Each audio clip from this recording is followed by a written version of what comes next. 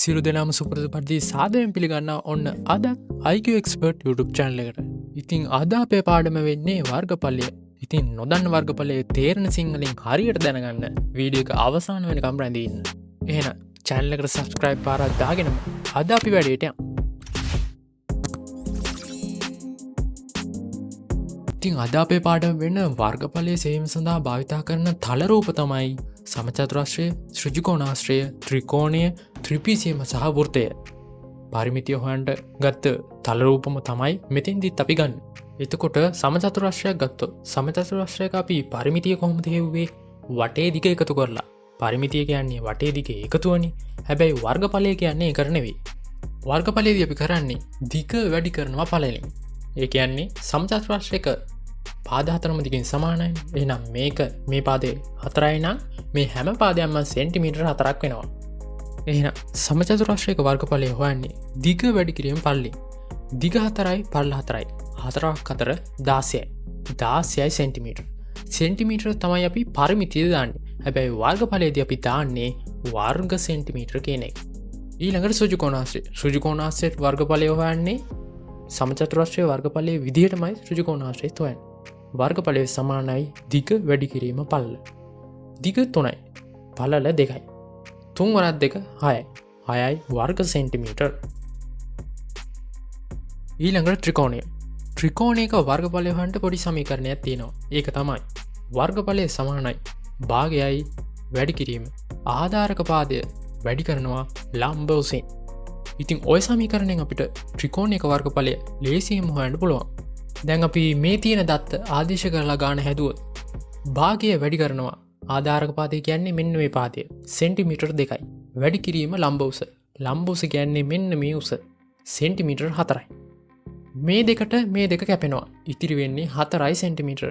එතකොට මේ ත්‍රිකෝණයේ වර්ගඵලය වෙන්නේ වර්ග සෙන්ටිමීටර් 4යි. මේ ත්‍රිකෝණය පොඩ්ඩක් බලන්න. කලින් ත්‍රිකෝණයට වඩා ටිකක් වෙනස් ත්‍රිකෝණයක්. හැබැයි ඒ විදිහටම තමයි ගාන හදන්නේ. මේ ත්‍රිකෝණය අපි ආධාරක පාදේ නම් හරි. හැබැයි අපිට ලම්බ උසේ අගේ දීලා නැහැ. එතකොට අපි ඒක හොයාගන්න ඕනේ. ඒක හොයාගන්නේ අපි මුලින්ම මෙන්න මේ ත්‍රිකෝණ කොටස ගලවලා එළියට ගන්නවා. මේ කොටසේ දිග සෙන්ටිමීටර් 5යි. එහෙනම් මේ කොටසේ දිග ඒක හොයන්නේ මේ ත්‍රිකෝණයේ මුළු පාදයේ දිග සෙන්ටිමීටර් 6යි. එහෙනම් මේ පොඩි කොටසේ දිග කීයද? ඒකෙන් භාගය සෙන්ටිමීටර් 3යි. එතකොට අපිට ඉතිරි වෙන්නේ මේ කඩඉරි වලින් ලකුණු කරලා ඇති පාදයේ දිගයි. ඒක අපි x කියලා නම් කරගමුකෝ. ඒක අපි හොයන්නේ පායිතකර සම්බන්ධය යොදාගෙන. එහෙනම් අපි පායිතකර සම්බන්ධයෙන් ax ගේ හොයාගමු. පායිතකර සම්බන්ධයෙන් අපිට කියන්නේ කර්ණයේ වර්ගය සමානයි ඉතිරි පාද දෙකේ වර්ගවල එකතුවටනේ. එහෙනම් 5 වර්ගය සමානයි x වර්ගය ධන 3 වර්ගය. 5 වර්ගය 25යි. x වර්ගය ධන 3 වර්ගය 9යි. දැන් x වර්ගය තනි කරගන්න ඕන නිසා මේ එකතු කිරීම 9 සමාන ලකුණෙන් මෙහා පැත්තට අරන් යනවා. එතකොට 25 අඩු කිරීම 9ක් වෙනවා. සමානයි x වර්ගය. 25න් 9ක් අඩු කරපුවාම 16යි. එතකොට දැන් මේ වර්ගය අයින් කරන්න ඕන නිසා දෙපැත්තටම වර්ගමූලය දානවා. එතකොට අපිට x ටගයක් එනවා 16 වර්ගමූලය 4යි. එතකොට x ටගය වෙන්නේ 4යි. ඔන්න දැන් අපි ලම්බ උස හොයාගත්තා සෙන්ටිමීටර් 4යි. දැන් අපි සමීකරණයට ආදේශ කරමු. අපි සමීකරණය මොකද්ද? වර්ගඵලය සමානයි භාගයයි ආධාරක පාදයේ වැඩි කිරීම ලම්බ උස. භාගය වැඩි කිරීම ආධාරක පාදයේ වෙන්නේ මෙතෙන්දි කීයද? 6යි සෙන්ටිමීටර්. වැඩි කරනවා ලම්බ උසෙන්. ලම්බ උස අපි දැන් හොයාගත්තා සෙන්ටිමීටර් 4යි. දෙවරක් 1යි. 4 දෙකෙන් බෙද්දාම 2යි. දෙවරක් 6 12යි. එතකොට මේ ත්‍රිකෝණයේ වර්ගඵලය වෙන්නේ වර්ග සෙන්ටිමීටර් 12යි. ඊළඟ රූපය තමයි ත්‍රිපිසියම. අපි බලමු මේක වර්ගඵලය කොහොමද හොයන්නේ කියලා. මේ වගේ රූපයක වර්ගඵලය හොයන්නේ අපි භාගය වැඩි කිරීම සමාන්තර පාද දෙකේ එකතුව වැඩි කරනවා ලම්බ උසෙන්. ඉතින් ඔය සමීකරණයෙන් තමයි අපි ත්‍රිපිසියමක වර්ගඵලය හොයන්නේ. දැන් අපි මේ තියෙන ආදේශ කරොත් භාගය වැඩි කිරීම සමාන්තර පාදයේ එකතුව එක පාදයක් සෙන්ටිමීටර් 2යි අනිත් පාද සෙන්ටිමීටර් 4යි. වැඩි කිරීම ලම්බ උස. ලම්බ උස අපිට දීලා තියෙනවා සෙන්ටිමීටර් 3යි. ඊට පස්සේ භාගය වැඩි කිරීම 4යි 2යි එකතු කරපුවම 6යි. වැඩි කිරීම 3. දෙපාරයක් 1යි 6 දෙකෙන් බෙද්දාම 3යි. 3 වරක් 3ෙන් ගුණ කරපුවාම 9යි. එකන්නේ මේ ත්‍රිපිසිය මේ වර්ගඵලය වෙන්නේ වර්ග සෙන්ටිමීටර් 9. ඉතින් ඔන්න හොමයි වාට ත්‍රිපිසියමක් කම්බුණොත් වර්ගඵලය හොයන්න. දැන් අපි වෘත්තය වර්ගඵලය හොන්ටය වෘත්තයක අපි පරිමිතිය කොමත හෙව්වේ 2R කියන සමීකරණය. හැබැයි වෘත්තයක වර්ගඵලය හදී අපි යොදාගන්නේ 5R වර්ගය කියන සමීකරණය. දැන් අපි අරය වෙනුවට අගේ අත්දාගමු 7 සෙන්ටිමීටර්. දැන් අපි මේ 7 ආදිශ කල්ල වර්ගඵලය හොම බලන්ට මේ වෘත්තේ 5 වෙනුවට දාන්නේ 22 විදීම 7 වැඩිකිරීම R කියන්නේ අරය අපි දීලා තියෙනවා 7යි. හැබැයි මෙතන R වර්ගය කියලා දීලා තියෙනවා. ඒ කියන්නේ 7 දෙපාරක් මෙතෙන්දි ගුණ වෙනවා. හරි. දැන් අපි ගාන ඉස්සරහට හැදුවොත් මේ 7ට මේ 7 කැපෙනවා. 22 වැඩි කිරීම 7. 22 7න් වැඩි කරපුවාම අපිට එනවා 154යි කියලා. ඒ කියන්නේ මේ වෘත්තයේ වර්ගඵලය වෙන්නේ වර්ග සෙන්ටිමීටර් 154යි. මෙතන තියෙනවා අර්ධ වෘත්තය. අර්ධ වෘත්තයක අපි පරිමිතිය කොහොමද හෙව්වේ? θ බෙදීම 360 වැඩි කිරීම 2πr ධන 2r කියන සමීකරණය. වර්ගඵලය හොයද්දී එතකොට මේ 2r උත් නැහැ 2πr උත් නැහැ. එතකොට වර්ගඵලය හොයන සමීකරණය වෙන්නේ θ බෙදීම 360 වැඩි කිරීම 5r වර්ගය.